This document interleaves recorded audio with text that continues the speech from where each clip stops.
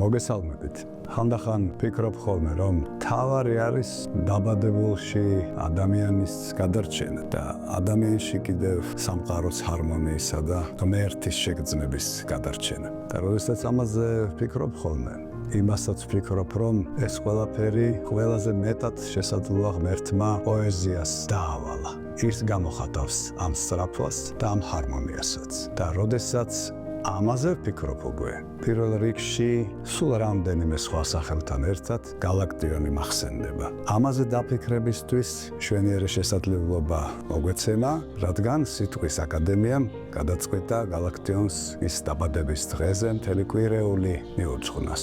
მე მექნება შესაძლებლობა და სიხარულიც იმისა, რომ ვისაუბრო გალაქტიონის პოეზიაზე. გელოდებით ამ შეხვედრაზე, მოდით ერთად დავფიქრდეთ გალაქტიონზე.